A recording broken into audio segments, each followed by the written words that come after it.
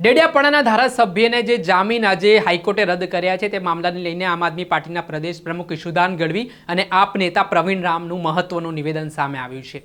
શું કહી રહ્યા છે બંને નેતાઓ, વિગતે વાત કરીએ।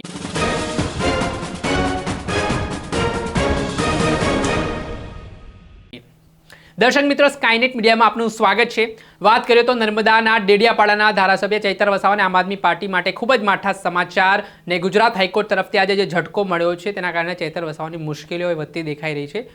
2027માં તેઓ ચૂંટણી લડી શકશે કે નહીં તે એક મોટો સવાલ છે અને તેમનો ધારાસભ્ય પદ પણ જોખમમાં મુકાયું છે, કેમ કે ગુજરાત હાઈકોર્ટે તેમના આજે જામીન છે તે ફગાવ્યા છે। આ સમગ્ર મામલાના સંદર્ભમાં હવે સુપ્રીમ કોર્ટ સુધી લડત ચલાવવાની વાત આમ આદમી પાર્ટીના નેતાઓ કરી રહ્યા છે અને આ વચ્ચે આમ આદમી પાર્ટીના પ્રદેશ પ્રમુખ ઈશુદાન ગઢવી સાથે જ આપ નેતા પ્રવીણ રામની પણ પ્રતિક્રિયા સામે આવી છે। ચૈતર વસાવાને જામીન ન મળતા શું કહી રહ્યા છે આ બંને નેતાઓ, તેમ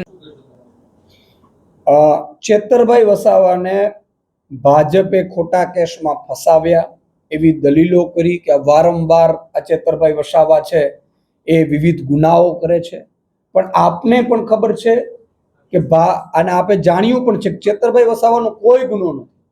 ગ્લાસ મારવા વાળી ઘટના ઉપજાવી પાડેલી હતી।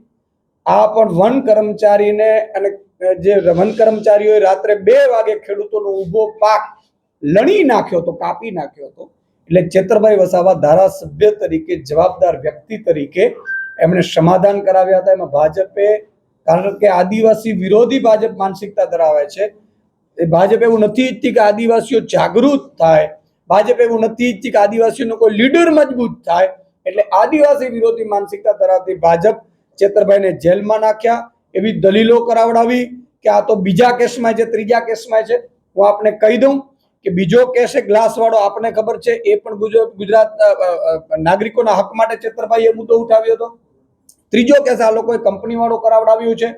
એમાં પણ બ્લાસ્ટમાં જે કર્મચારીઓ, મજૂરો, શ્રમિકો મૃત્યુ પામ્યા છે એને વળતર વધુ અપાવવા માટે ચેતરભાઈ ત્યાં પહોંચ્યા હતા। તો એમાં એને શું ગુનો કર્યો?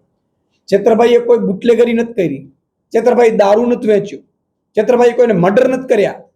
ચેતરભાઈએ આદિવાસીઓના હક અને અધિકાર માટે, ગુજરાતની જનતા માટે લડવાનું પસંદ કર્યું, ભાજપમાં જવાનું પસંદ કર્યું ને એટલા માટે ભાજપે એને જેલમાં નખાવ્યા છે। આદિવાસી સમાજનો બદલો લેશે। તાલુકા ઉમરગામથી અંબાજી સુધી તમામ આદિવાસી સમાજ વિરોધી માનસિકતા ધરાવતી ભાજપને 2027માં જવાબ આપશે। હું આદિવાસી સમાજને પણ કહું છું કે જો આપણા ચેતરભાઈને કઈ રીતે ભાજપ છે એ પરેશાન ઉપર પરેશાન કરી રહી છે। રહી વાત અદાલતની, તો અદાલતનો જે પણ નિર્ણય આવ્યો, અમે ઉપલી અદાલતમાં જઈશું। મારી લીગલ ટીમ સાથે પણ ચર્ચા થઈ છે। આગામી સમયમાં આ મામલે અમે ઉપલી અદાલતમાં જશું અને અમને પૂરો વિશ્વાસ છે કે આગામી સમયમાં સારો નિર્ણય આવશે, અદાલત શ્રી અમને ન્યાય આપશે।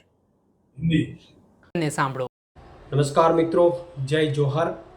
આજરોજ સમાચાર મળી રહ્યા છે કે માનનીય ચેતરભાઈ વસાવાના જામીન નામદાર હાઈકોર્ટમાંથી નામંજૂર થયા છે।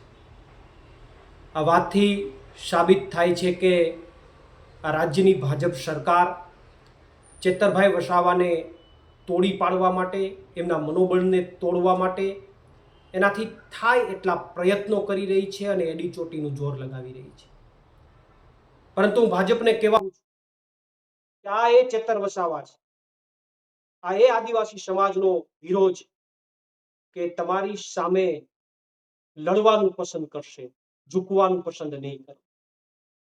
અને ચેતરભાઈ વસાવાએ લડવાનું પસંદ કરી અને ઝૂકવાનું ન પસંદ કરીને સમગ્ર આદિવાસી સમાજના ગૌરવને વધારવાનું કામ કર્યું છે। આદિવાસી સમાજના ઇતિહાસનું પુનરાવર્તન કરવાનું કામ કર્યું છે। ત્યારે ચેતરભાઈ વસાવાને તો સો અભિનંદન, પરંતુ હું આદિવાસી સમાજને પણ હવે નમ્ર અપીલ કરું છું કે જે ચેતર વસાવાએ તમારી અસ્મિતાને મજબૂત કરવાનું કામ કર્યું છે અને તમારા ઇતિહાસનું પુનરાવર્તન કરવાનું કામ કર્યું છે, એ ચેતર વસાવાના સપોર્ટની અંદર ગાંધી ચિંધ્યા માર્ગે બહાર નીકળો, તમારી તાકાત બતાવો અને ચેતર વસાવા શું વ્યક્તિ છે, એની પાછળ કેટલા લોકો છે, ગાંધી ચિંધ્યા માર્ગે તમારી તાકાત બતાવવાનો મિત્રો સમય આવ્યો છે।